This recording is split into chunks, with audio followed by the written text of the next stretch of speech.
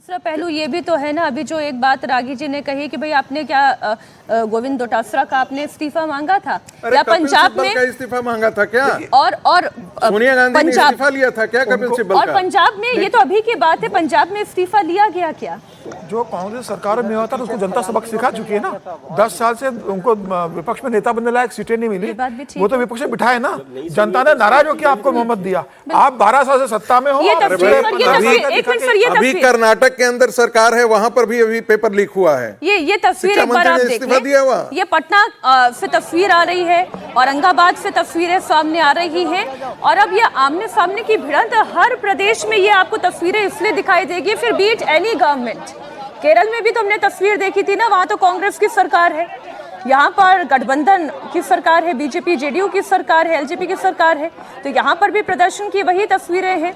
एक तरफ छात्र हैं, प्रदर्शनकारी हैं, तो वहीं दूसरी तरफ पुलिस है और बवाल बढ़ता जा रहा है। और सबसे ज्यादा तकलीफ इस बात की होती है जब छात्र हाथ में पत्थर लेकर पुलिस के ऊपर पथराव करते हैं, तब ये आइडेंटिफाई करना मुश्किल हो जाता है कि ये छात्र हैं या उपद्रवी हैं, क्योंकि आपकी मांग है, आप पत्थर क्यों चला रहे हैं? समीर जी बात पूरी कर लें आप।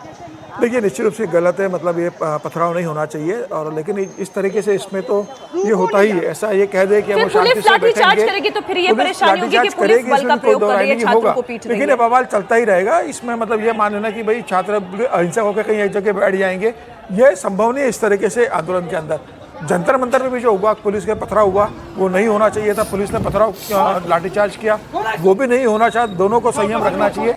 हिंसा किसी भी स्थिति में स्वीकार नहीं होती है इस तरह के आंदोलन के अंदर। लेकिन अभी ये मामला कैसे कहाँ जाएगा, अभी ये आंदोलन की परिणति क्या होगी कोई नहीं जानता। क्या ये आंदोलन लंबा चलने वाला है? क्या सरकार इस्तीफा नहीं लेगी और ये वहाँ पर बैठे रहेंगे? किसान जुड़ेंगे, तमाम लोग जुड़ेंगे? क्या सरकार सोमवार को बिल पास कराकर इनको वहाँ से उठाने की, बलपूर्वक उठाने की कोशिश करेगी, या सरकार उनको वहाँ पर अनिश्चित समय तक बैठने की परमिशन देगी? ये देखने वाली बात होगी कि सरकार आगे की रणनीति क्या अपनाती है। फिलहाल सरकार बैकफुट पर नजर आ रही है। सरकार ने जिस तरीके से बातचीत शुरू करी है, तत्काल सरकार ने कैबिनेट की बैठक बुलाई, पीएम ने एक कठोर कानून बनाने का मसौदा तैयार किया है। सोमवार को वो लोकसभा संसद में पेश होगा, उसको पास कराया जाएगा। तो सरकार बातचीत का चैनल भी चालू रख रही है और तमाम कोशिश सरकार कर रही है कि आंदोलन खत्म हो जाए। लेकिन पूरा मामला जो रुका हुआ है धर्मेंद्र प्रधान के इस्तीफे पर जाकर रुका हुआ है। लेकिन धर्मेंद्र प्रधान कोई अपरिहार्य नेता नहीं है। धर्मेंद्र प्रधान मोदी सरकार के अमित शाह नहीं है कि उनका इस्तीफा किसी भी स्थिति में नहीं हो सकता। धर्मेंद्र प्रधान का अगर इस्तीफा हो जाता तो मुझे लगता है कि इतनी स्थिति उत्पन्न नहीं आती। आप उनका विभाग बदल देते, मंत्री बने रहते, किसी और विभाग को शिफ्ट कर देते। अभी इस्तीफा हो जाता, बाद में 6 महीने बाद उनको मंत्री बना देते। सरकार के सामने क्या है? सरकार के सामने ये है कि भाई छात्रों का और लोगों का आक्रोश शांत करे, तमाम तरह के जो प्रश्न चिन्ह लग रहे हैं उनको शांत करे, और सरकार 2 कदम पीछे हट जाएगी तो इसका मतलब सरकार का झुकना नहीं होता। तो मुझे लग रहा है कि सरकार से उम्मीद है कि सरकार इस मामले का रास्ता निकाले, और रास्ता तो सरकार को ही निकालना पड़ेगा। सरकार क्या करेगी? सरकार क्या आंदोलनकारियों को वहां से जबरन उठाएगी, या इस्तीफा करेगी, या बातचीत के माध्यम से इस मामले को सुलझाएगी, या कांग्रेस जनता पार्टी पुलिस प्रेस कॉन्फ्रेंस कर रही है, दिल्ली पुलिस की प्रेस कॉन्फ्रेंस लाइव। इसीलिए किसी भी जानकारी पर भरोसा करने से पहले या उसे आगे शेयर करने से पहले उसका फैक्ट चेक करना बेहद ज़रूरी है। दिल्ली पुलिस भी सोशल मीडिया पर लगातार निगरानी रखे हुई है। फेक न्यूज़, एआई और deep fake videos, edited clips और गुमराह करने वाली पोस्ट के बारे में हम लगातार अपने सोशल मीडिया हैंडल्स के ज़रिए जानकारी साझा कर रहे हैं, ताकि लोग सही और गलत जानकारी के बीच फ़र्क समझ सकें। आज की इस ब्रीफिंग का उद्देश्य आपके सामने फैक्ट्स रखना है और यह बताना है कि किस तरह सोशल मीडिया पर गलत जानकारी और फेक नैरेटिव फैलाने की कोशिश की जा रही है। मेरा प्रयास रहेगा कि मैं जो भी जानकारी आपके साथ साझा करूं, उसके फैक्ट्स भी आपके साथ साथ आपके सामने यहीं इसी स्क्रीन पर सामने रखूं।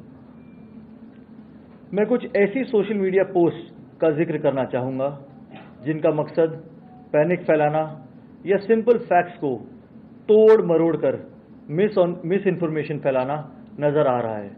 इस पूरी प्रक्रिया में मेरी सहायता वैशाली करेंगी। यहाँ पे सबसे पहले मैं उस सोशल मीडिया पोस्ट का जिक्र करना चाहता हूँ जिसमें दावा किया गया कि 20 जुलाई की घटनाओं के दौरान पुलिस कार्रवाई की वजह से एक महिला की मौत हो गई। दिल्ली पुलिस ने इस दावे का खंडन किया और स्पष्ट किया कि प्रदर्शन के दौरान किसी की भी मृत्यु नहीं हुई है। आप स्क्रीन पर भी देख सकते हैं जो फेक न्यूज़ अलर्ट हमने जनरेट किया। नेक्स्ट दिखाइए। जस्ट इससे पहले ये र्यूमर जो सर्कुलेट कर रहा था उसके लिए हमारा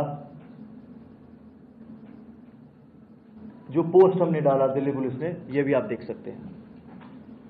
इसी तरह एक राजनेता ने रात में एक वीडियो बनाकर सोशल मीडिया पर डाला जिसमें वो दावा कर रहे हैं कि केंद्र सरकार जंतर मंतर पर प्रदर्शनकारियों के खिलाफ क्रैकडाउन की तैयारी कर रही है। इस वीडियो से लोगों में डर, भ्रम और अफरा तफरी की प्रबल संभावना बनी।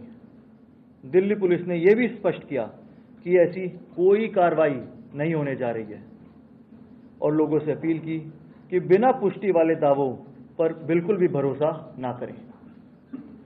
हमारी जांच में यह भी सामने आया कि पाकिस्तान से चलाए जा रहे कुछ social media accounts fake content फैला रहे हैं। दिल्ली पुलिस संबंधित एजेंसियों के एक साथ मिलकर ऐसे और अकाउंट्स की पहचान करने पर लगातार काम कर रही है। ऐसे 400 से अधिक हैंडल्स की अब तक पहचान कर ली गई है और उन्हें AI generated content, deepfake video, edited तस्वीरें और प्रदर्शन से जुड़ी अन्य झूठी सामग्री फैलाने के कारण ब्लॉक किया गया है। दोस्तों, आज ऐसे ही कुछ हैंडल्स ऑपरेशन सिंदूर के दौरान भी फेक इंफॉर्मेशन फैलाने में सक्रिय पाए गए थे। इन सोशल मीडिया अकाउंट्स ने कई वरिष्ठ अधिकारियों के आधिकारिक बयानों को एडिट करके और विजुअल कंटेंट के साथ छेड़छाड़ करके लोगों को गुमराह करने की कोशिश की। फर्जी कंटेंट में AI या डीप फेक वीडियो में शामिल एक श्री सोनम वांगचुक जी का भी वीडियो है, वो मैं अभी आपको यहाँ पे दिखाऊंगा। दोस्तों, आज मैं आपको बताना चाहता हूँ, उस दिन जब मुझे जबरदस्ती उठाकर ले जाया जा रहा था, उन्होंने मेरे लिए अपमानजनक शब्दों का इस्तेमाल किया। मैं बार बार कहता रहा, कृपया ऐसा मत कीजिए। मैं चिल्लाता रहा, लेकिन किसी ने मेरी बात नहीं सुनी। ठीक है।